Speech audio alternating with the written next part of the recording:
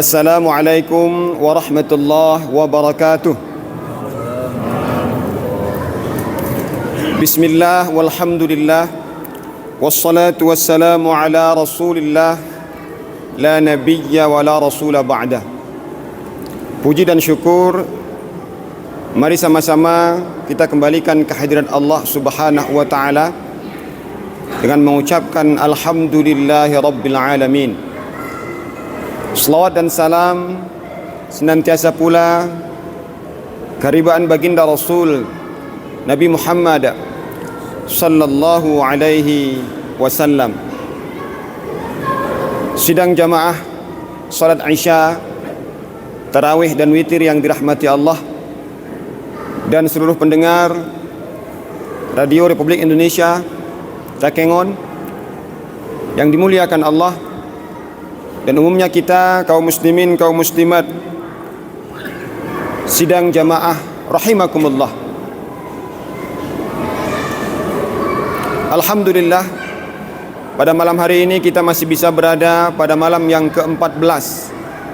Mudah-mudahan kita akan tetap istiqamah atas ma'unah dan pertolongan Allah, sehingga kita nanti bisa sampai di detik-detik terakhir Ramadan.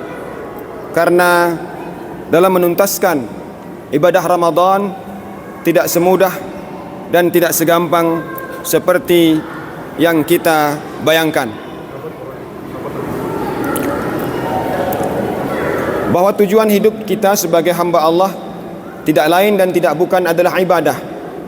Disebutkan Allah di dalam Al-Quran surah Az-Zariyat ayat yang ke-56, "Wa ma khalaqtul jinna wal insa illa liya'budun."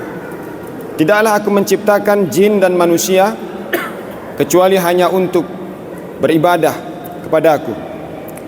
Untuk itu kaum muslimin sidang jemaah yang dimuliakan Allah, perjalanan kita untuk menuju ibadah tidak semudah dan tidak segampang yang kita kira. Dari awal Ramadan sampai nanti dengan akhir Ramadan sudah menjadi resam dan kebiasaan. Biasanya akan terjadi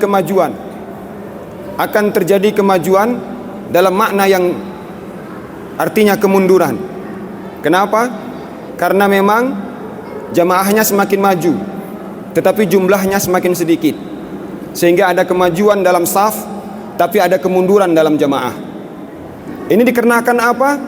Dikarenakan ternyata memang dalam menuju ibadah kepada Allah itu ada awaik, ada rintangan, ada awarid, ada hambatan.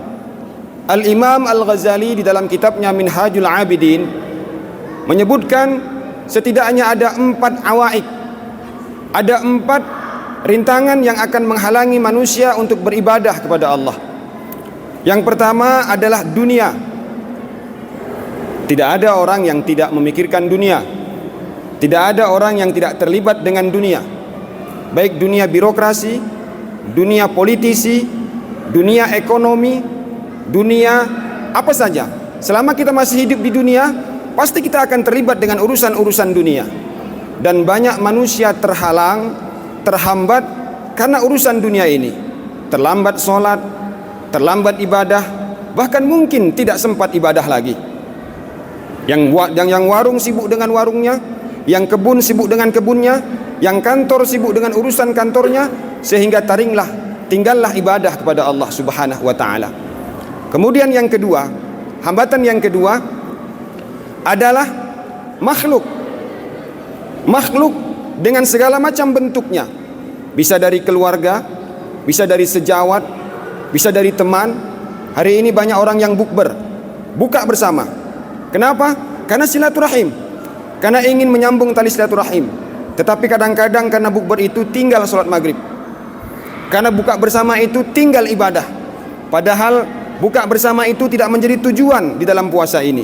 Yang menjadi tujuan dalam ibadah puasa itu adalah bagaimana kita bisa menjaga istiqomah kita dalam mengisi Ramadan. Oleh karenanya makhluk menjadi salah satu hambatan ketika kita beribadah kepada Allah. Yang ketiga, kata Imam Al-Ghazali, syaitan. Innahu lakum aduwwum mubin. Sesungguhnya syaitan itu musuh yang nyata bagi kamu. Jadi cukuplah setan sebagai musuh kita. Jangan tambah lagi musuh yang lain. Gerdale haram musuh kita selain setan. Karena setan sudah dinyatakan sebagai musuh kepada kita, maka kita wajib menyatakan musuh kepada dia.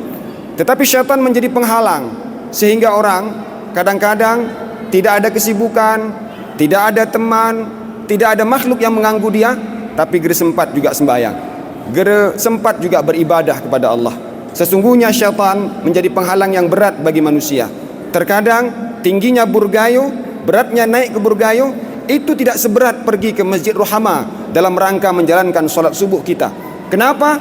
Karena kita lebih mengikuti keinginan syaitan. Nah, majelis yang dimuliakan Allah, dari 3 jenis godaan ini, dari 3 jenis kelompok penghalang ini, maka penghalang yang terberat sesungguhnya bukan ini, bukan yang 3 ini. Penghalang yang terberat ini adalah nafsu. Penghalang yang terberat dalam kita beribadah kepada Allah adalah nafsu. Nafsulah yang menyebabkan kita memikirkan dunia. Nafsulah yang menyebabkan memikirkan kita mendapatkan relasi teman sejawat agar kita dekat dengan dia dan jauh dari Allah.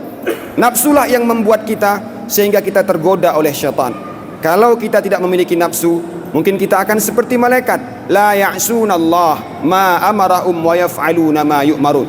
Kalau kita tidak memiliki nafsu, mungkin kita tidak akan bermaksiat. Pasti kita tidak akan melawan perintah Allah.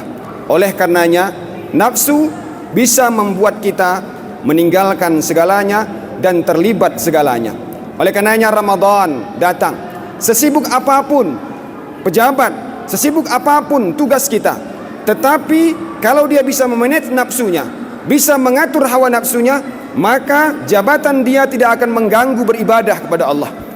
Sebesar apapun bisnisnya, sebesar apapun usahanya, kalau dia bisa mengatur nafsunya, maka dia tidak akan menjadi penghalang dalam beribadah kepada Allah. Bahkan jabatannya akan menjadi sarana dalam menunjang ibadah kepada Allah, membantu orang dalam beribadah kepada Allah. Hartanya akan menjadi sarana dalam mendukung ibadah kepada Allah, kalau dia bisa mengatur hawa nafsunya. Sedekahnya banyak, kebijaksanaannya akan mementingkan ibadah kepada Allah, yang pada akhirnya akan menjadi amal jariah yang lebih besar bagi dia. Oleh karenanya, sesibuk apapun kita, insya Allah ketika kita bisa mengatur hawa nafsu kita, itulah yang diajarkan dalam Ramadan.